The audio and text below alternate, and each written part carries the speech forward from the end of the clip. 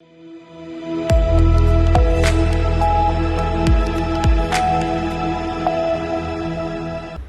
धुले से, जहां जिला कलेक्टर कार्यालय के अभिलेख शाखा के राजस्व अधिकारी विश्वनाथ चौधरी पर हमले के विरोध में जिलाधिकारी कार्यालय पर महसूल कर्मचारियों ने आरोपी की गिरफ्तारी की मांग की।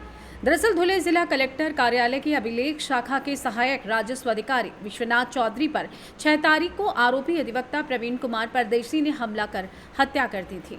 महसूल कर्मचारियों ने चेतावनी दी थी कि पुलिस को तुरंत आरोपी को गिरफ्तार करना चाहिए, अन्यथा जिला राजस्व कर्मचारी एक दिन का काम बंद कर देंगे और कलेक्टर कार्यालय के बाहर विरोध प्रदर्शन किया जाएगा।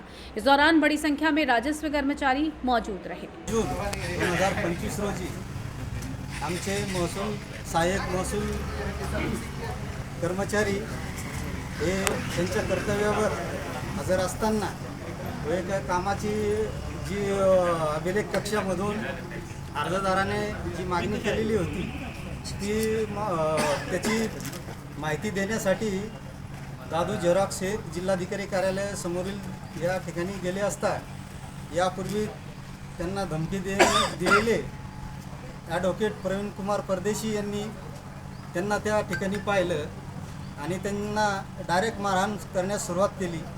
त्यांना जीवितास धोका होईल असं त्यांनी मारहाण केलेली आहे। त्यांना यापूर्वी देखील धमकी दिलेली होती आणि त्यांनी त्या ठिकाणी त्यांनी बाहेर तू भेट, मी तुला जीवे मारेल अशी धमकी दिलेली होती आणि त्याप्रमाणे त्यांनी दिनांक 6 जून रोजी श्री विश्वनाथ चौधरी यांना दादू झेरॉक्स समोर मारहाण केली। त्या निषेधार्थ आम्ही पोलीस प्रशासनाला दिनांक 7 जून रोजी निवेदन दिले होते की आरोपींची हिंमत वाढत आहे तरी त्यांना तात्काळ अटक केली पाहिजे। शासकीय कर्मचाऱ्यांवर वारंवार धुळे जिल्ह्यामध्ये हल्ले होत आहेत आणि पोलीस प्रशासनाकडून कोणतीही प्रकारची दखल घेतली जात नाही। गुन्हा दाखल होऊन 2-2 दिवस होतात तरी देखील आरोपी हे मोकाट फिरत आहेत, त्यामुळे आरोपींची हिंमत वाढत आहे।